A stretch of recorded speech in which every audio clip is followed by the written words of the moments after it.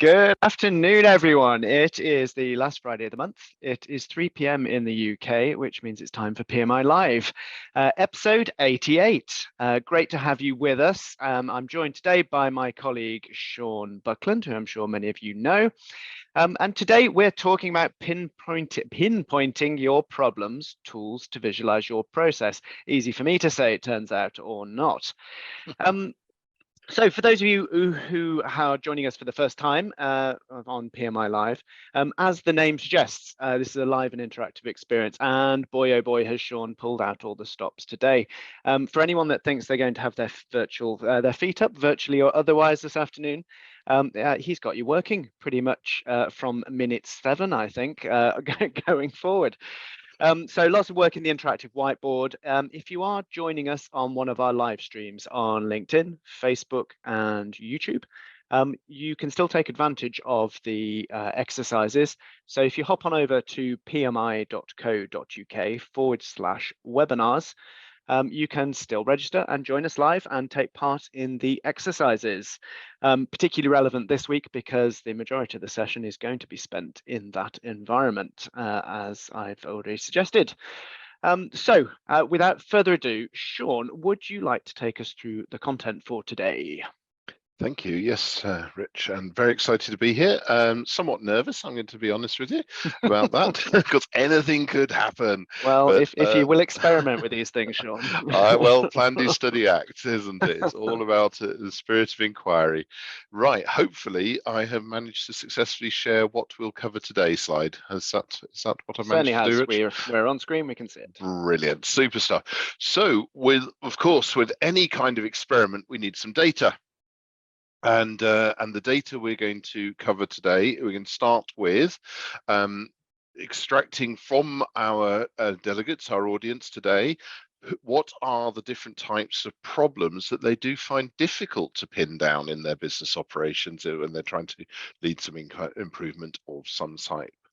And then we're going to be interested in knowing what tools and approaches people typically use to go after the problems that they hit. Then we need to do a mapping exercise to find out where there are good matches and where there are maybe some gaps in the matches. And then I'm really getting into the heart of the exercise is where can we get more from what we're already familiar with and using? And where there are any gaps, what hints and tips I can offer up. So I'm not going to try and turn this into a full training course on 3 or 10 or 20 different tools. That's clearly not going to work between now and next Monday. But what might work here is some really, really good insights into how you might get more out of what you already do, or how you might identify some gaps in your thinking, gaps in your knowledge that you can pursue after this to help you go after some of those trickier problems that you've mentioned at the beginning. And there it is, Rich. That's what we've got in store. Fantastic. So as Sean mentioned, we're going to launch off, first of all, with a poll, which is actually asking about your experience. Sean, if you could just display that for me, that'd be great. Thanks. There it is. So here's the question that we're asking. What is your current experience level in improvement activity? And we're asking you to select one here. I'll launch the poll very shortly. It's an escalating scale from 1, which is no formal involvement, through to 5. I coach and guide other improvement leaders, i.e. expert. So complete novice to expert, I think is the scale you were going for there, Sean. It is, Rich. And just as we open the poll, thank you very much. My logic in asking this question is because we're going to have quite a variety of different people with different experiences in the room. And if I can get some insight into that, it will help me both pitch and contextualize, so that I'm neither trying to be too complex or too simplistic, depending on what we have in the room. So here's the results. What we've got here is an obvious bias in the middle to leading process level improvements. So we'd usually summarize that as kind of change leaders, project leaders, program leaders. Some experts in the room. Good news. Keep Sean on his toes, please, experts. And then we've got a few complete beginners as well, Sean, escalating up. Interesting. No one responding on answer 4. But that's fine. That's how these things sometimes work out. Indeed. on that note then, Sean, so what is the problem we're seeing here with pinpointing problems, particularly in flows of processes? Well, I think that's it was quite an interesting one just to even begin to get my head around that one, Rich, because when we set the agenda for today, it just seemed like a very straightforward, typical type of question. We've got problems, we need to pinpoint them, we need to, what tools can we use to help visualize them? I thought, what a fantastic question. And as I was going through it, the more and more I thought about it, the more I thought, you know what, pretty much most of what we do and most of the tools we use to help us in doing that are in fact visualization tools. They're ways to help us to see problems. And I think it goes back to the Deming piece, the systems thinking, but how do we see a system? Variation, how do we see variation? Theory of knowledge, how do we understand what it is we're trying to test? What ideas we're trying to, what assumptions are we using? And ultimately the psychology piece. And the simple piece of psychology that struck me about this was it's very difficult to manage what you can't see. Yeah. Therefore, I thought, let's start this exercise today with going into what are some of those things where people know there's a problem there, but it doesn't seem to matter how much they try and pin it down. Wherever the thumb ends up, it seems to not be in quite the right place. Maybe it's because it's hard to get to the source of it. Maybe because there's a lack of knowledge about how to. Maybe because there's politics involved. It could be anything. It's not just about the processes. We're talking about the entire system here. How does the system hide its problems away in ways that cause us trouble? Because as we've already seen, we've got some genuine expertise and experience in the room with us today, and yet they're still on the webinar. So that tells me it's not easy. So let's have a look. Let's jump to Miro. So what I'm going to do now is I shall share my Miro screen, and if I can ask you, Rich, to share the Miro link and password. I certainly shall. So for those of you who are in the live webinar, you should now see in the chat a URL to the interactive Miro whiteboard that we're going to use. And I'm also going to paste in the password you will need, which if you just copy and paste that out, that's the easiest way to do it. There you go. And I've just put that password in. Again, I shall breathe a sigh of relief when I can start seeing post-it notes cursors swarm about in the Miro board. Indeed. Means you're in. Yes. So if you are retyping that password, the first 3 letters are uppercase, the rest is lowercase. Okay. So excellent. Amy, you're in. We can see you. Good news. Hey, it's working. Success. That's Great. first anxiety managed already. Yeah, and I never used to be an anxious person, but by episode 88, I'm becoming so. We see many different things happen. So I'll just give it a few more seconds for others to join us in the room. We're up to a fair few already, which is great. Obviously, I appreciate not if you're on the social live streaming, then you won't be able to see the chat, therefore can't join us. Not too late. Please do pop over, register, and come and join us. And the other thing to note, folks, is that if Miro asks you to register, you don't need to register in order to use it. You can just use the link and enter as a guest, which I can see some of you are doing already. Super. Okay, so Sean, while people are still joining and getting logged in, just talk us through these questions and give us an idea of what the task is ahead that you're asking people to do. So I was thinking about this. What's an example? And I don't know, maybe it's just because of some of the things that are happening in the world at the moment, but this is the example I've thought as, here's a picture that some of you might have seen before, and I'll just switch off the cursors before they make everybody dizzy. So here's a picture, and the question is, can you pinpoint the problem? And in this particular case, the problem is there are 2 snipers pointing guns at you. So it's quite an interesting problem to have, hopefully not one that we would experience daily ourselves. But the point is here is, how do we pinpoint where they are? And they're hidden, and they're very, very good at hiding. And they're trained to hide. And this is often the case with problems. Problems are very well trained to hide, because the way we typically manage businesses is typically very good at hiding certain types of problem. Whether it's because we might have a blame culture that means people don't want to expose problems, or maybe because of the way we work with our organizational hierarchies, which means that problem information can't be shared. But we can see that such situations can't easily be found, and you have to know how to zoom right in. So if I zoom right in, you look extremely carefully, just make out there is a soldier there. And one down here as well. There's just two hidden away in there. It's very, very well camouflaged. And that's the problem. We need to have the ability to know where to look and how to look. So this is the first question. Now that we've hopefully got a good group of people on board, I'm just going to do a little bit of Miro training. To create a sticky note, on the left-hand side, it could be at the bottom, depending on your screen layout. But for most people, it's usually on the left-hand side. There is a menu bar, and there's a square shape with the corner turned in, and if you click on that, it brings you up a menu of sticky notes, and you can choose a color of your choice. I shall choose this pink here, and so wherever it is I need to put it, I'm just going to put it down there.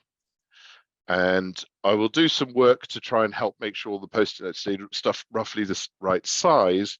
But if you can take the time just to zoom to 100%, just by clicking on this bottom number here, you'll see it take to 100%. If you do that before you create your notes, then they'll broadly be the right size. Everybody's notes will be the same size. And that's it. Once you've created your note, you can just type onto it. Notice you can only type on something when the blue lines are around it. That means it's selected. And then when you finish, please click away, because I might need to move the note. I won't be able to move it if you've still got it selected. Okay, so that's all of the skill sets you pretty much need. If you do need to resize a note, you can use the little white handles to change the size of it. If you accidentally click on any of these blue arrows, blue dots, you will start creating arrows. If you didn't want to do that, either select and delete it, or there's an undo button on the left-hand side. So hopefully that's clear. If people are stuck using Miro, then please do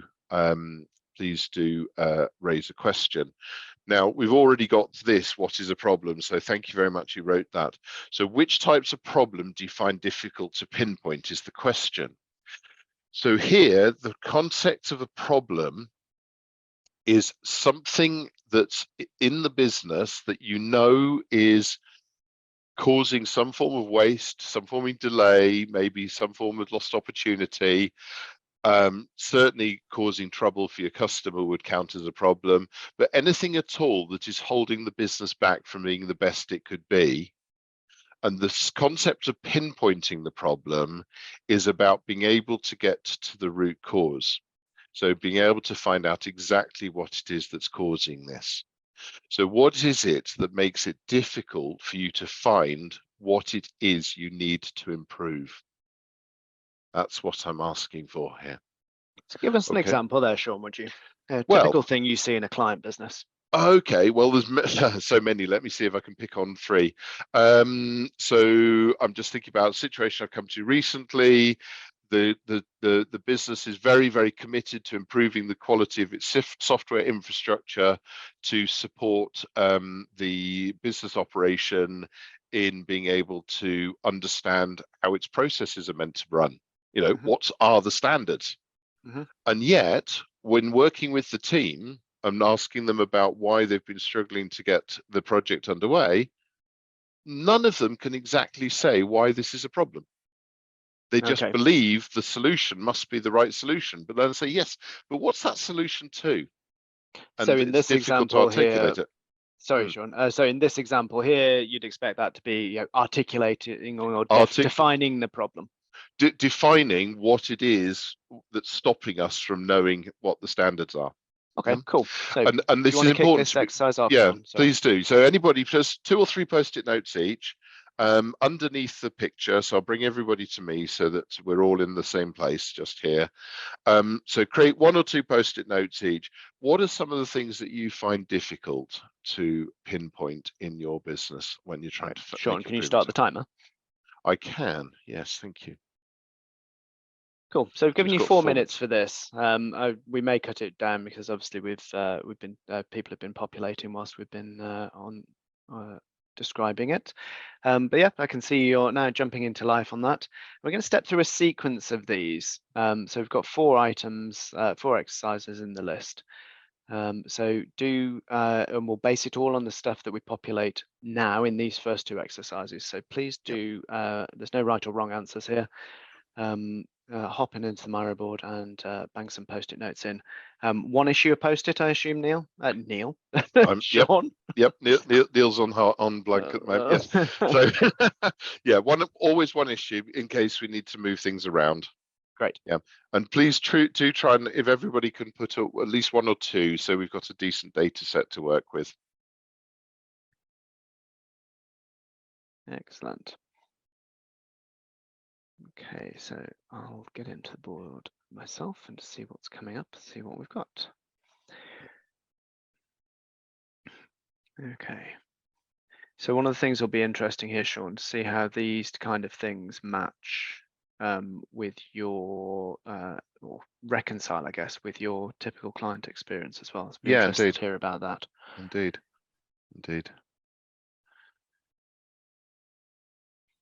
Okay, great. So lots of stuff coming in. So what have we got here?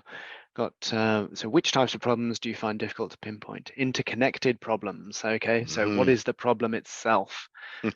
Clarifying what aspects of a product deliver the majority of customer value.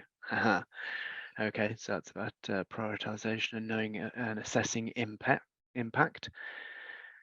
Customer journeys with multiple points of entry to the same process. Okay, multiple text streams. Recurring process problems with ownership. Our call response times are out of target and our call volumes are higher than ever.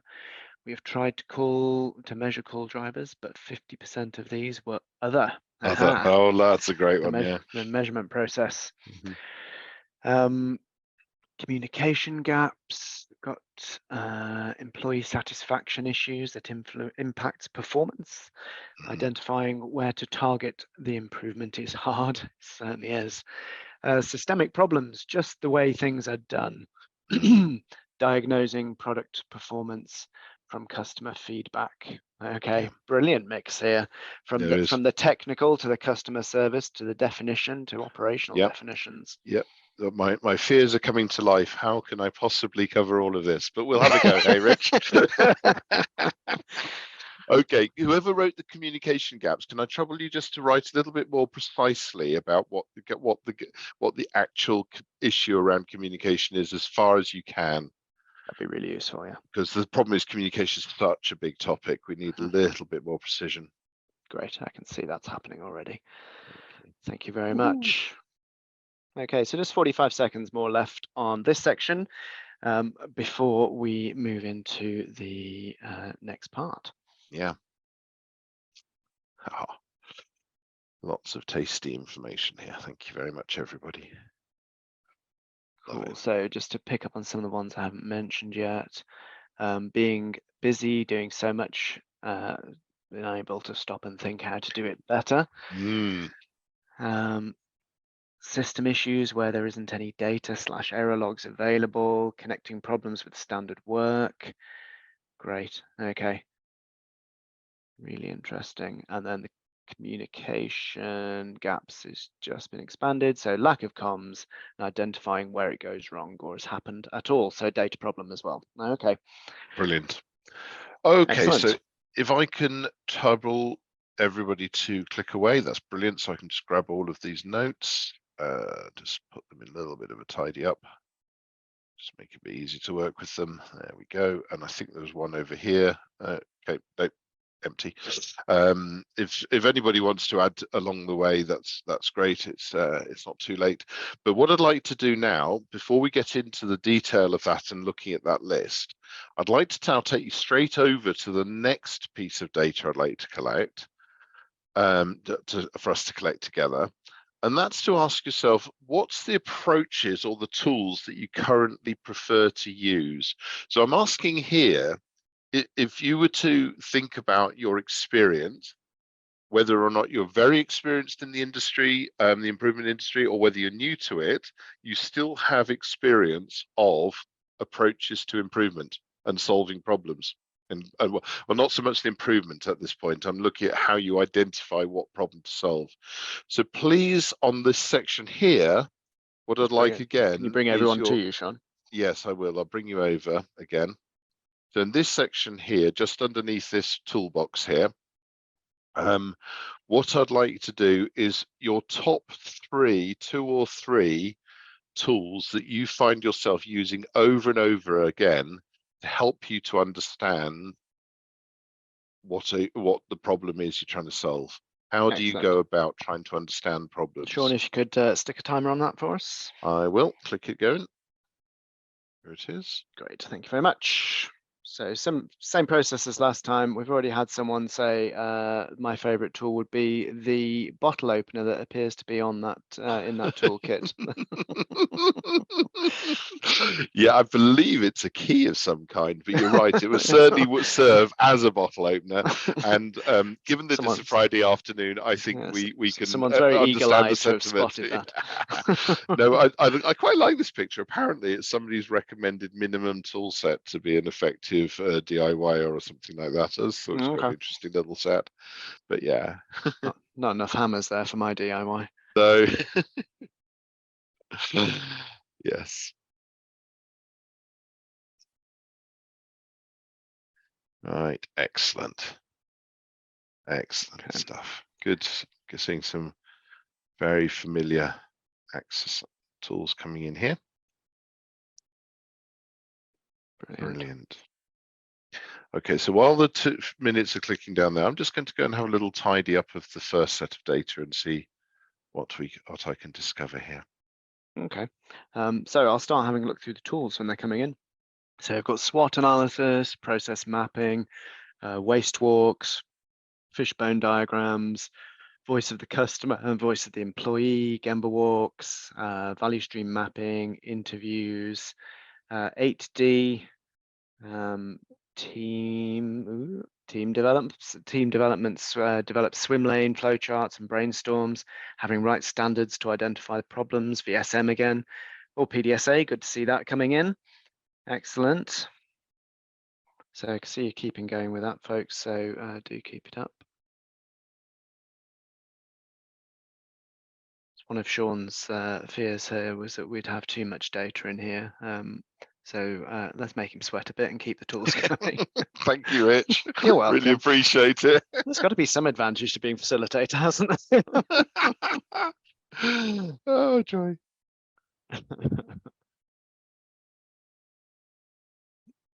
Okay, great. Thanks, folks. So I've got charter coming in, root cause analysis I can see appearing. Voice of the employee, I've already mentioned. Is not analysis, 5 whys, interviews, data analysis. Yeah, great. So Sean, while you're doing that, is that looking familiar at all? Sorry, as you expected, I should say, and/or familiar with your client experience? Well, it is, and also just reflecting on my own experience. One of the things that I found very early on in my career with this, Rich, and I don't know if you found the same thing too, and that is sometimes the tools aren't actually what you need. You have to just go back to first principles and really make sure you understand the underpinning thinking. Because sometimes I found that a tool might not work in the way I expected it to. Or I might not know which tool to apply. I've got some choices. And I very quickly developed an understanding that the tool is both help and a hindrance. It's as soon as you have something in your hand, it limits your options. and this is what I found myself becoming very reliant on tools and then thinking, oh well, I can't fix this because the tools haven't worked. It's like but me and actually that I had hammer. to go back and realize I'd got into toolhead mentality. And the carpenter does not get excited about the tools they use. The carpenter gets excited about the beautiful piece of furniture or the carving they might make. You see what I mean? And so that's the thing. The tools are an enabler, but they're also a restriction. So it's very, very lovely to see these coming together. I'm just wondering if you could just cluster them a little bit while I'm just finishing the other one, if that's okay, Rich. So in addition, the ones we've also got in addition to that I mentioned last time, we've got idea generation, we've got MSA, so I'm going to put some of those stats tools up here. Where we've got waste walks, Gemba walks, value stream mapping, I think I've mentioned already as well. Yeah, there we are, value stream mapping. I'm going to put the swim lanes and process mapping together in a group in the middle there. Marie-Claire, I can see you're quite active on this board. Do feel free to assist in this clustering. I'd be very grateful for your assistance. So there we go. Let's see if we can work with each other in PMI or against each other as we grab post-it notes. Let's see what's going to happen. Okay, great. So we've got interviews. I'll put those up there with voice of the customer, voice of the employee, interviews. Fishbone over there. Fishbone I'll put next to the 5 whys, kind of collections we've got. Okay, so these are in some kind of order, Sean, I think now. Yes, so I haven't quite finished on these over the other side, but let's have a quick nosy over here. Right, okay, super stuff. Fantastic. Yeah, so we've got some root cause analysis to processes, a variety and structured approaches to that, which is brilliant. Just go see, gathering data, specific techniques, statistical techniques, fantastic. The mapping processes, techniques, and use of standards, good. And then some social ones as well in there, and charter developing, brilliant. Okay, I'm just going to bring that down nearer to social for a moment.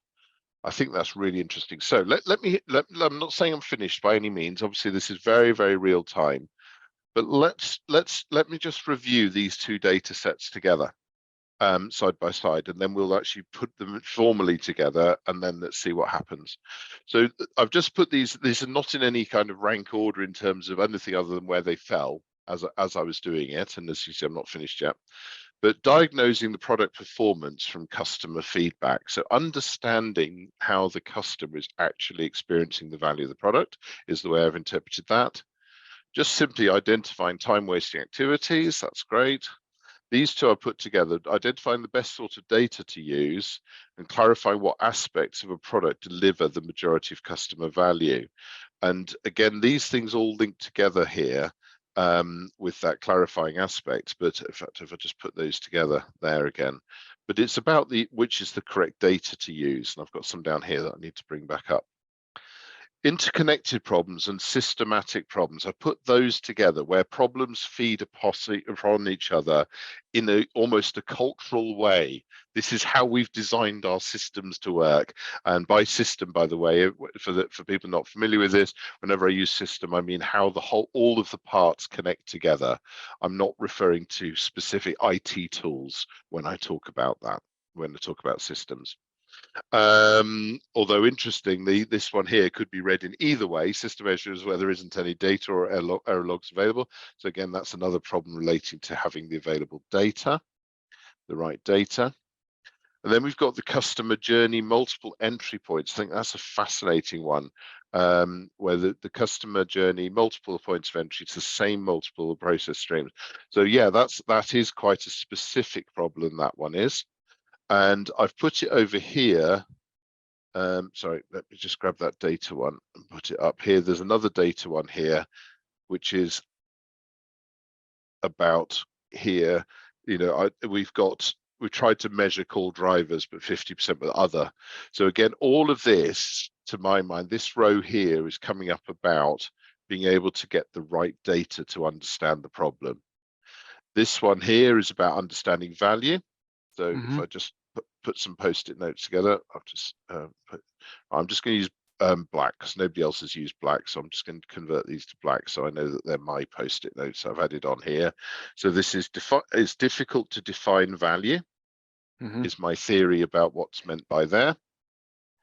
The next one is it's difficult to define and collect the right data, is the next thing that makes it difficult to pinpoint problems. And again, identifying time wasting, this is also define value, but define value in this case, in my opinion anyway, from customers' point of view. Yeah. Of view. And then this one here is both still from the customer's point of view, but is also from customers and business point of view. It's both of those there, is my theory. Then here is, I'm just going to make this very generic, the interconnectedness of things.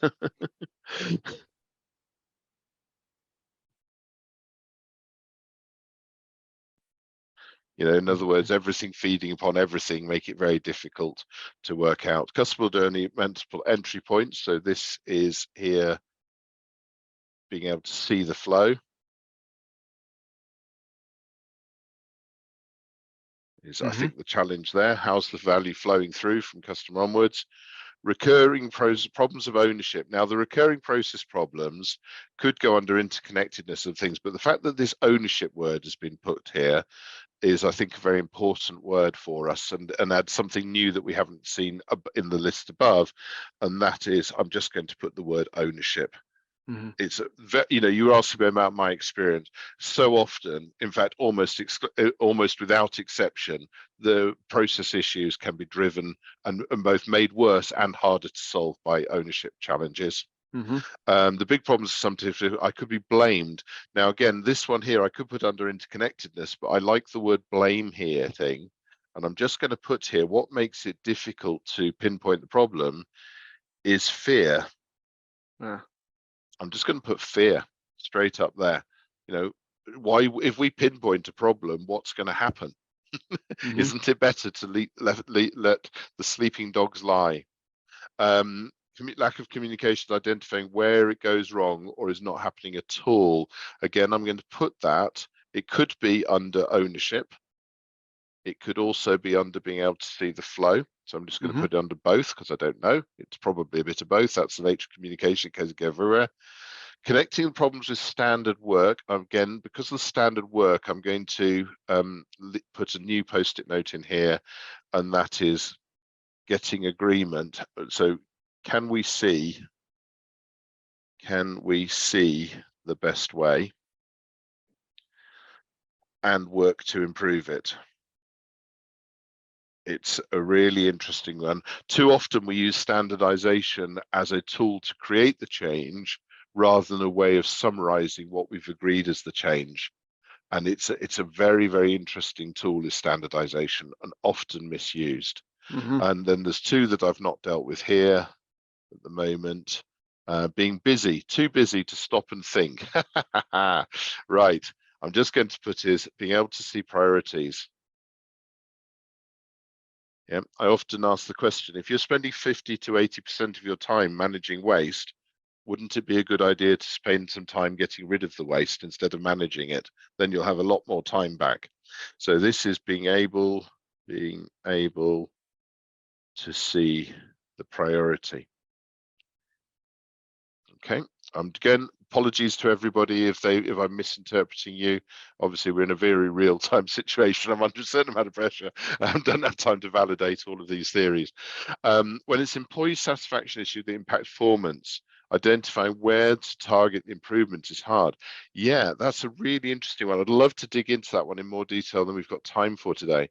When it's an employee satisfaction issue that's impacting performance, What I'm reading there is somebody is hacked off. And so it's damaging their ability to do the work. So I'm just going to put this for the moment under a broad thing, which is being able to see motivation. Okay.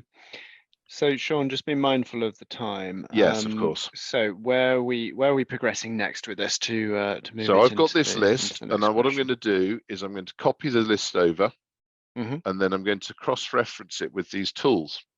And Okay. let's have a look to see if these tools are the best set of tools for understanding these problems. Because in a nice, perfect world, what we would find is, hang on a second, there we go, let's duplicate that. On this next question here, question 3, which types of approaches have got a strong fit with these problems? So I'm going to copy that where it is in place now. Just tidy that up a bit because a little OCD on the matter, and then duplicate it over here, and then we'll look to see which ones we've struggled to find fits for. So now I won't bother putting new categories together with these. I think in the interest of time, I'll just leave them as they are, create the new categories as we can. I don't want to lose your clustering, but I do want to make it a bit smaller so I can see what I'm doing. Right, there we go. Zoom right in now. So let's go through these one by one. Defining value from the customer's point of view. Well, do we have a view on this already? Well, yes, we do. We have already found there's some tools in here called Voice of the Customer. And that is the standard tool that we would use to define value. But the fact that both of these are on here together, now admittedly they could have been written by different people, but that tells me that sometimes we may be not doing our Voice of the Customer well enough to make it give us the data we actually need. I'll come back to that. Defining, collecting the correct data. Well, which of these tools help us to understand what data we actually need to collect? It's interesting, isn't it? A lot of them will peripherally mention it. Those are how we collect the data and how we interpret it, rather. Yeah, okay, so there's something here. We've got a blank here, haven't we? I'm going to delete that one there. Just cross-referencing. So if I find something, can you delete it from the other side, Rich? And sure. if I don't, leave it on the original list, just to save me a little bit of time zooming backwards and forwards, making everybody dizzy. Right, defining value from customer's point of view and the business point of view. So we've got voice of the customer again, that's fine. Let's move that up there to duplicate that. We've also already got voice of the employee.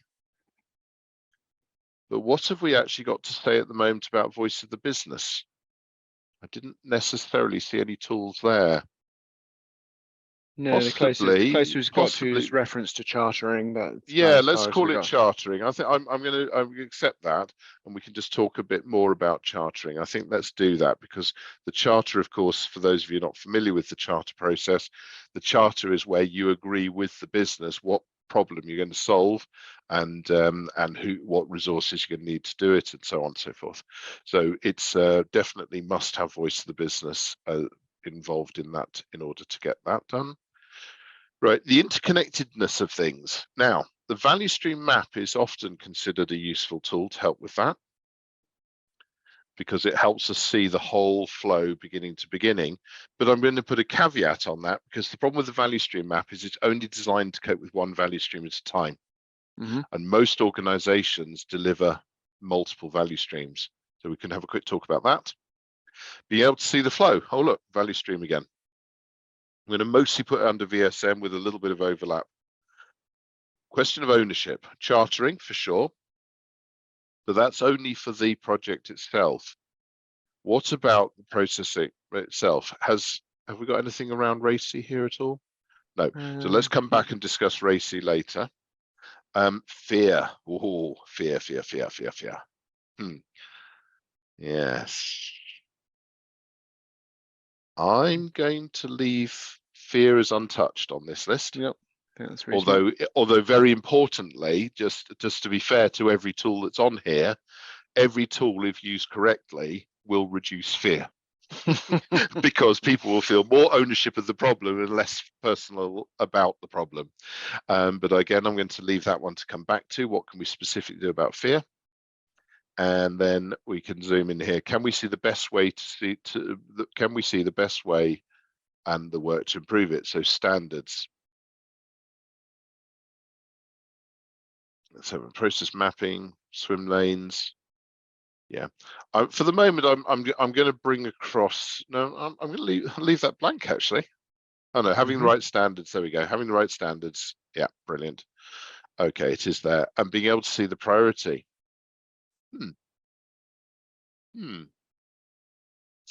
Again, arguably, VSM and process mapping will help. But no, I don't think so. So okay, so let's have a look. Let's see what we've got here. I've only got a few minutes left, so I'm going to be quite quick about this. So when we're looking to define value from the customer's point of view, voice of the customer is absolutely critical. My personal opinion is that this is one of the hardest skills to develop, because it requires for us to let go of everything we think we know about the customer, then to take the time to set up and interview and talk to the customers. Then we have to deal with the fact the customer themselves may not be able to articulate what value is. So how do I fix this? This is my top tip for takeaway around improving our ability to understand this. Find a way to go do a Gemba walk in your customer's space. See them using your product, see them using your service. Find a way to see them struggling with your product, see them struggling with your service. So I've just done, literally this morning, I was having a coaching call exactly about this. They were saying, oh, well, my survey said my website's fine, but I know it's not very good. You know, the booking process still not as good, but the survey said it's basically 8.2 out of 10. Doesn't match up. I said, no, go and watch them trying to book something on your website. See where they get stuck, see where they dither. And there's website tools and things to help with this.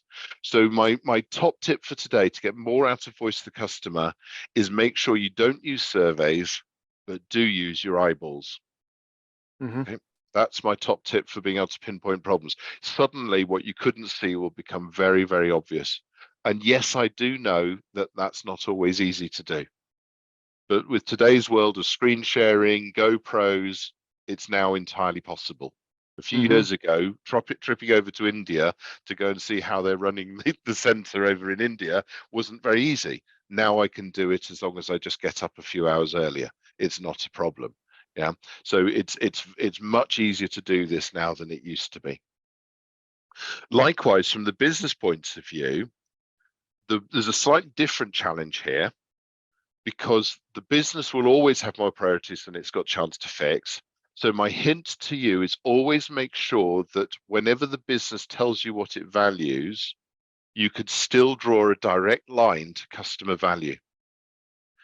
Very often what happens when the business says its voice, it's simply repeating the voice of management by objectives. I want you to achieve some target. If there is no relationship between that target and what's valuable to the customer, I can promise you this, the target will be driving in waste. So in order to see what truly matters to the business, we have to first understand what truly matters to the customer, and then make sure the business is able to build in a profit-making business, a healthy profit, because it's also got a responsibility to its future customers as well. So that's where the margin piece sits with it, and so on. So the defining value from business point of view should, as far as possible, be the exact same thing as value to the customer, plus the ability to retain enough resource, financial return, well-being in the staff, in order to be able to keep delivering value into the future. There's no point running to the red line all the time. It's not a good thing to do. Yeah. Okay, value stream mapping, again, it's an incredibly wonderful tool, and I'm going to bring process mapping across to here as well. They're both about being able to see the flow. The magic thing with these is if you use them to see, not just to complete them. Well, the biggest challenge I see with people is they think the purpose is to produce the map, and they get distracted by the task of completion. It's not. They are, like many of our tools, the purpose of these tools is to engage people in a discussion. So if we want to understand, well, this connects with this, or this connects with something else, then we can use these tools to find those connections and map them out and find our rework loops, find our bottlenecks, because we're asking the question, what is the barrier to the flow? So the magic tip for these is make sure when you're doing it, the question you're truly answering is, what are the barriers to flow and delivery of value? Not how do I complete the map? Yeah, and then it's the dialogue that's useful, engaging people in the discussion.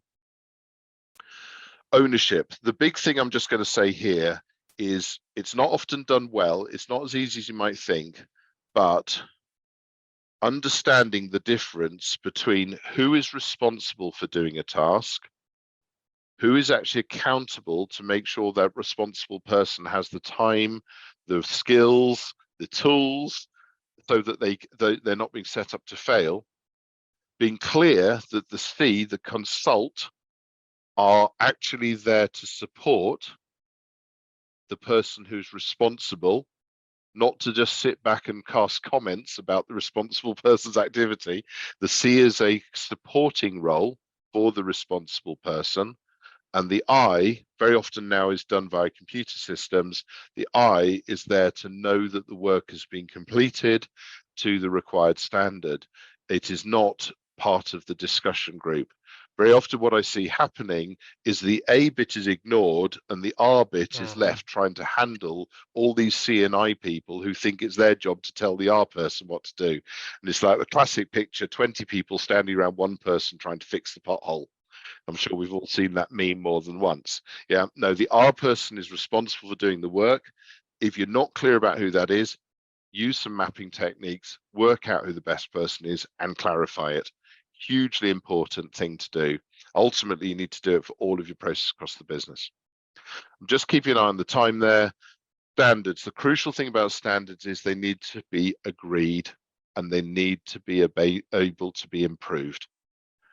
Too often we think if we put in the standards and then beat people over the head with the heavy book, that is not their purpose at all. If they're used for learning and for improvement, not for punishment, that's the best way to get the right standards in place, because then people will want the standards to be there because they become a help.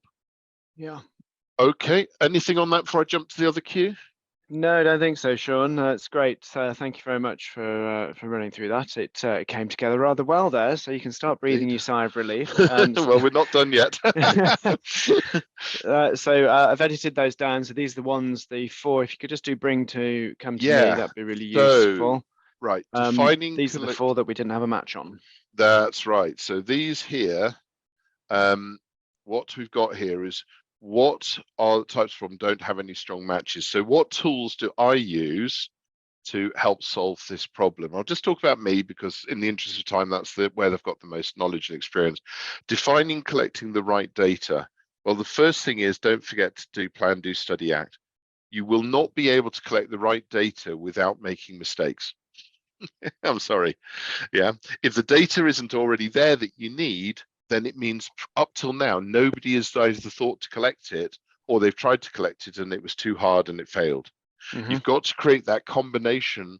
So what we use very extensively in PMI is the 3-question model. Yeah, what am I actually trying to accomplish? What question do I need an answer to? How will I know if I've seen an improvement?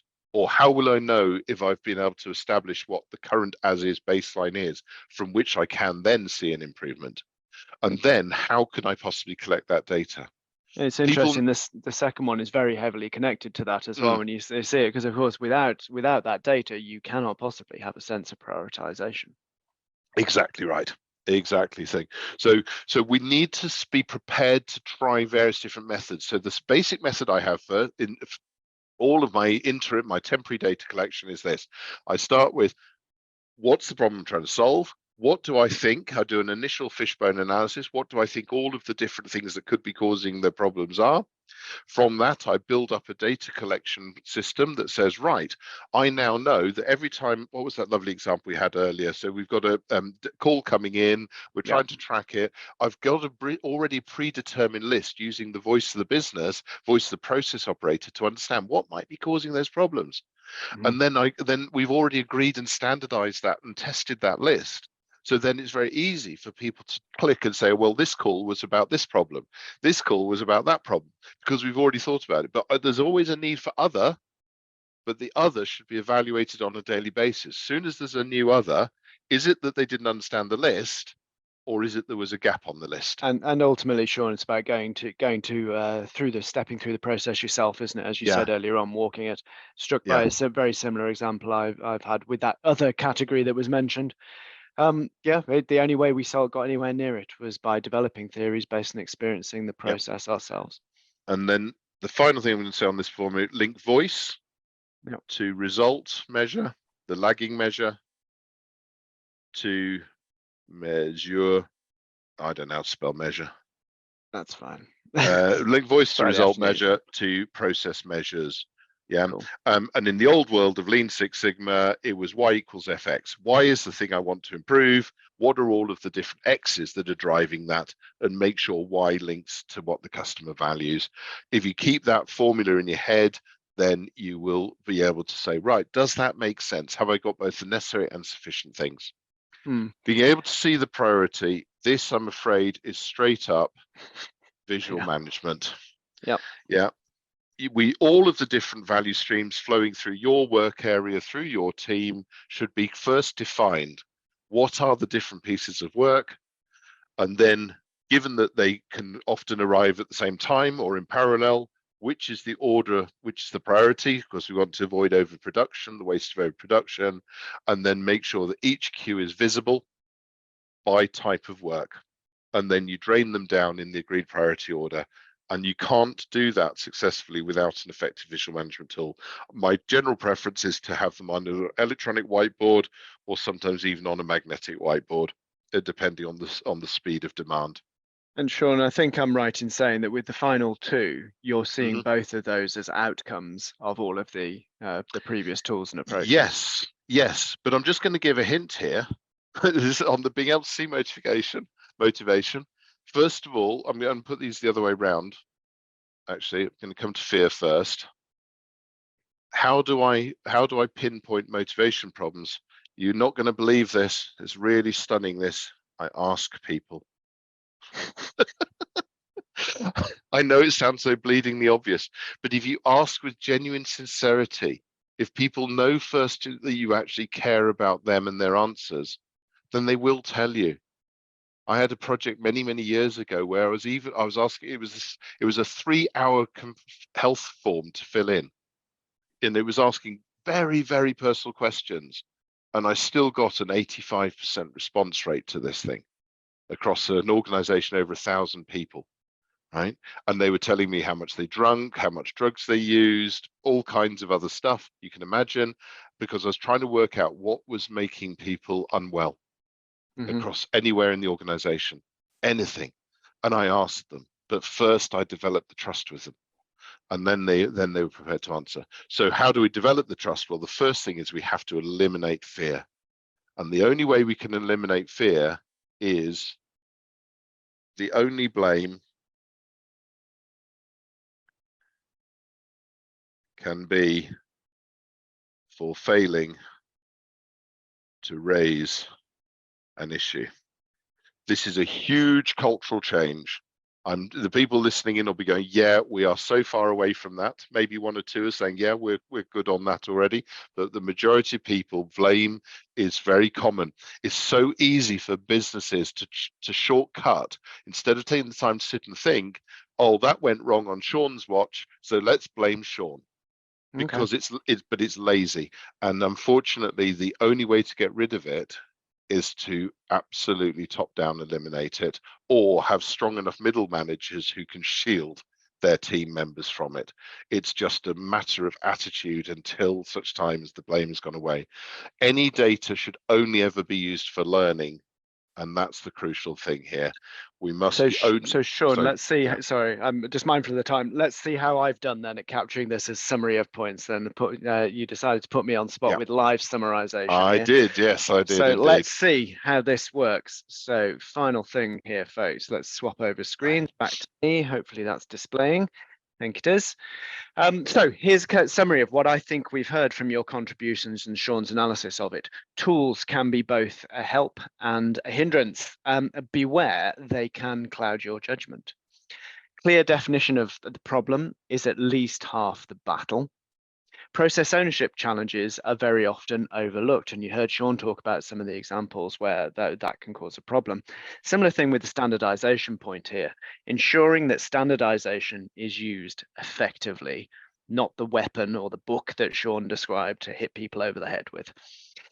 And then finally, knowing which tool to use is as important to knowing how to use it. And vice versa, we can swap that sentence around. Have it done, Sean. Does that reflect your I'm vision? very grateful to you, Rich. That was absolutely phenomenal because it allowed me to stay in the zone and so forth. Now, obviously, I really look forward to people's feedback from this section. It has been very, very experimental. I really, really do hope you provide rich feedback to us about whether or not this was a useful exercise, whether you got some value out of it, and specifically what value you got from it. Right, look at this. Sean has read the script. So on that note, Voice of the Customer survey will be heading your way, folks. Next month's PMI Live will be Accelerate Your Performance, Tools for Rapid Problem Solving. So we're going to zoom in on some of the things that have come out today and elaborate on a couple, maybe 3 of the key tools for problem solving, and couple that with some of our Uncommon Sense podcasts as well. So things we're tackling here is what problems are available, what tools are available for problem solving, how to select the right tool, that point I just made, and how to develop a standardized way to solve problems.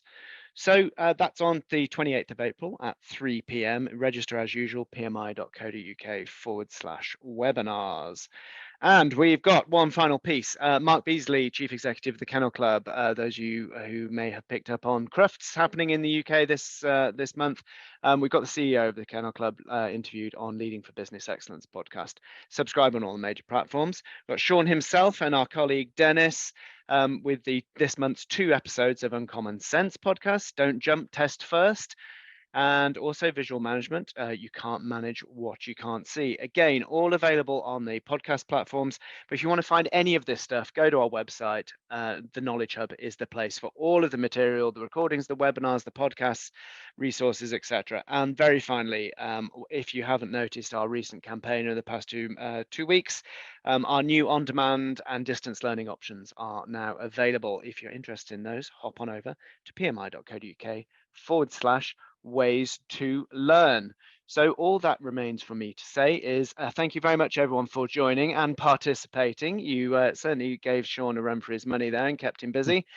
And it's great to have you with us, and we look forward to seeing you again next month. Thank you, folks.